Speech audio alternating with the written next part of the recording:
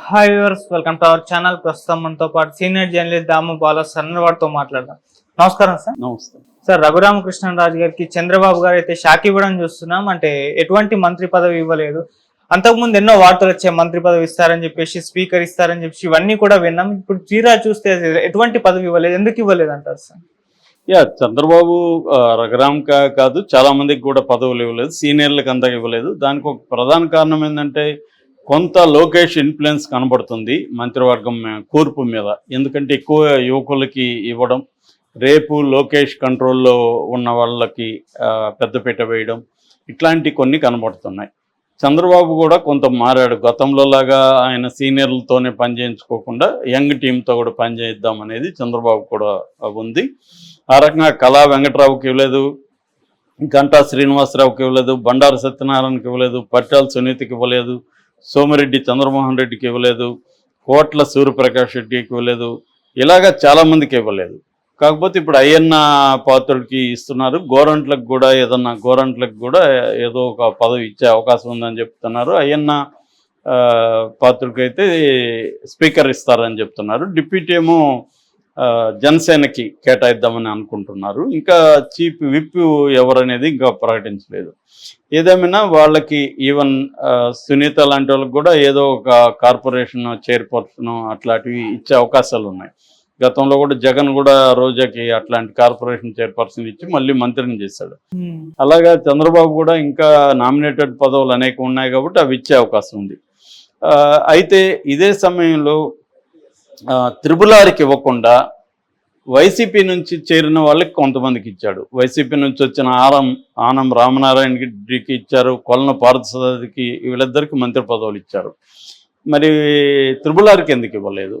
యాక్చువల్గా త్రిపులార్ కోరుకునేది ఎమ్మెల్యే కాదు, ఆయన కోరుకునేది ఎంపీనే. ఎందుకంటే ఆయనకి నేషనల్ వైడ్గా 7-8 రాష్ట్రాల్లో వ్యాపారాలు ఉన్నాయి.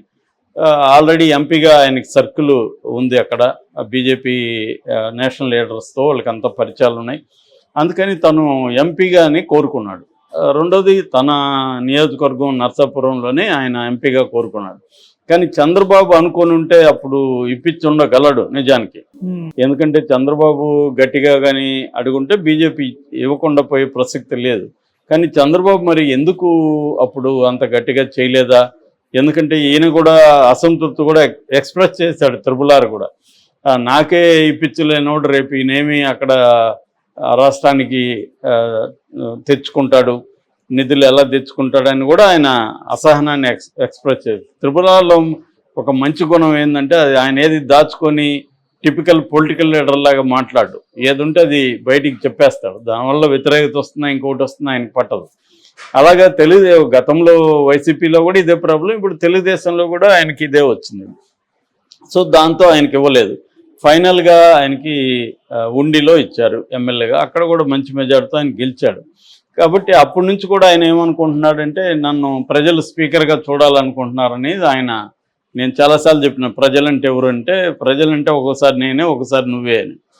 సో ప్రజలే న్యాయ నిర్ణేతలు, ప్రజలే నిర్ణయిస్తారంటే నేను నిర్ణయిస్తానని, ప్రజలు అమాయకులు, ప్రజలు మోసపోయారంటే నేను కాదు నువ్వు అనమాట అప్పుడు.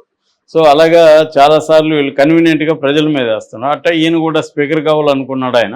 ఆయన ఉద్దేశం ఏమంటే స్పీకర్ అయ్యి జగన్ని ఇబ్బంది పెట్టాలి, జగన్ అధ్యక్ష అని నన్ను సంబోధిస్తూ ఉంటే నేను ఎంజాయ్ చేయొచ్చు.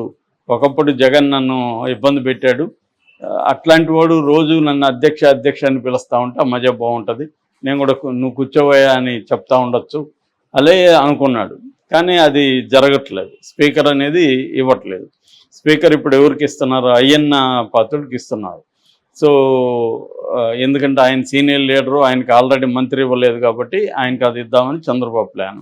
రెండోది ఆయన అసెంబ్లీలో కూడా విపరీతమైన రఘురామకృష్ణరాజుతో పోలిస్తే అయ్యన్న పాత్రుడికి ఎక్స్పీరియన్స్ కూడా బలంగా ఉంది. అయ్యన్న పాత్రుడు కూడా రఘురామకృష్ణరాజు కంటే బలంగానే బూతులు తిట్టగలడు, కంట్రోల్ చేయగలడు. అసలు ప్రతిపక్షమే లేదు, నిజానికి కంట్రోల్ చేయాల్సిన అవసరం కూడా లేదు. ఎందుకంటే జగన్కు ఉండేది 8 మంది, ఆ 8 మందిలో ఆల్రెడీ 3 వెళ్ళిపోతున్నారనే వార్తలు వస్తున్నాయి.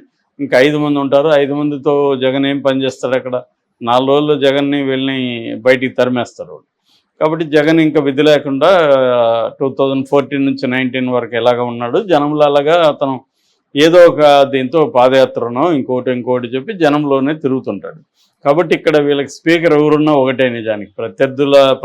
ప్రతిపక్షమే లేనప్పుడు ప్రతిపక్షంతో ఆడుకోవడం ఏముంటుంది, ఇంకా మామూలు ఏదో ఫార్మాలిటీస్ చేయడానికి తప్ప అదర్వైజ్ ఏం లేదు. ఆ రకంగా రఘురామకృష్ణరాజు ఉన్నా కూడా ఆయన కోరుకున్నది ఏమి అక్కడ నెరవేరదు. కాబట్టి ఆయన ఏం కోరుకున్నా అంటే మంత్రిగా ఇస్తారేమని అనుకున్నాడు. అట్లా వార్తలు కూడా వచ్చాయి. ఫస్ట్ మంత్రివర్గం లిస్టులో రఘురామకృష్ణరాజు పేరు కూడా చాలామంది ఇచ్చారు. ఆయన కూడా కోరుకున్నాడు మంత్రి ఇస్తారు నాకు. ఎందుకంటే నిజంగా కూడా చెప్పాలంటే చాలామంది తెలుగుదేశం నాయకుల కంటే కూడా రఘురామకృష్ణరాజు జగన్ యాంటీ ఇమేజ్ని జనంలోకి తీసుకెళ్లడంలో బాగా హెల్ప్ అయ్యాడు. ప్రజలకు ఆయన ఏం చేశాడు లేదో పక్కన పెడితే తెలుగుదేశానికి మాత్రం బ్రహ్మాండంగా ఆయన హెల్ప్ అయ్యాడు. సో అందువల్ల రఘురామకృష్ణరాజు ఖచ్చితంగా న్యాయం జరగాల్సిన అవసరం ఉంది, కొంత చేయగలడు. అవేమీ లేకుండా ఒక ఎమ్మెల్యేగా మిగిలిపోతే 164లో ఈయన ఒక ఎమ్మెల్యే. సో ఇంత పెద్ద గుంపులో ఆయన ఒక ఎమ్మెల్యే అయినప్పుడు మెల్లమెల్లగా ఆయన సైడ్ అయిపోతుంది. మీడియా కూడా ఆయన పెద్దగా పట్టించుకోదు, ఎందుకంటే వేరే వ్యవహారాలు ముందుకు వచ్చేస్తాయి. అలా ఆయన ఐసోలేట్ అయిపోతాడు. సో అది ఇప్పుడు తనకి బాధగానే ఉంది. ఆల్రెడీ ప్రెస్ మీట్లు పెట్టి చెప్తున్నాడు, మేము క్షత్రియ కమ్యూనిటీని కూడా ముందుకు తీసుకొస్తున్నాడు, క్షత్రియ కమ్యూనిటీలు ఇవ్వాలి కదా అంటున్నాడు, ఆ కోటాలో మాకు రావాలి కదా అంటున్నాడు. సో నిజంగా కూడా క్షత్రియ కమ్యూనిటీకి ఎవరికి ఇవ్వలేదు చంద్రబాబు మంత్రుల్లో, ఎందుకంటే ఆల్ కమ్యూనిటీస్కి ఇవ్వడం కూడా అంత సాధ్యం కాదు. తను ఎస్సీ బీసీ దీన్ని అంటే జగన్ అంతా ఎక్కువ మందికి ఇవ్వకపోయినా తను కొంత బ్యాలెన్స్గా అయితే చేశాడు. సామాజిక సమీకరణాలు పెద్దగా వ్యతిరేకత, సామాజిక వర్గాల నుంచి పెద్ద వ్యతిరేకత రాలేదు. సో ఇప్పుడు అందుకనే రఘురామకృష్ణరాజు గొడవ పడాలా, డిమాండ్ చేయాలా, రిక్వెస్ట్ చేయాలా అన్న కన్ఫ్యూజన్లో కూడా ఆయనలో ఉండే అవకాశం ఉంది. ఎందుకంటే ఇంతకు ముందులాగా జగన్ మీద గొడవ పడినట్టు ఈయన మీద గొడవ పడితేమో ఇబ్బంది అవుతుంది. రఘురామకృష్ణరాజుకి ఇమేజ్ బిల్డప్ అయిందే జగన్ మీదకి యాంటీగా మాట్లాడడం వల్ల, తెలుగుదేశం మీడియా అతన్ని హైలైట్ చేయడం వల్లనే ఇమేజ్ ఏర్పడింది. ఇప్పుడు వైసీపీ మీడియా ఆయన్ని పట్టించుకోదు, తెలుగుదేశం మీడియా కూడా రేపొద్దున నెగిటివ్గా ఆయన మీద స్టార్ట్ చేస్తుంది. వైసీపీ మీడియాని ఎదుర్కొన్నంత ఈజీ కాదు తెలుగుదేశం మీడియాని రేపు ఆర్ఆర్ ఎదుర్కోవడం. అందువల్ల ఇప్పుడు ఆయన గట్టిగాను మాట్లాడకుండా ఉండలేడు, అటువంటి ఒక ఇబ్బంది ఉంది. మేబీ ఏమన్నా ఆయనకు కూడా ఏదైనా కార్పొరేషన్ పదవులు కానీ ఏదన్నా ఇస్తారా, లేకపోతే అమరావతిలో ఏదో కీలక పోస్టులు ఇస్తారని కూడా అంటున్నారు.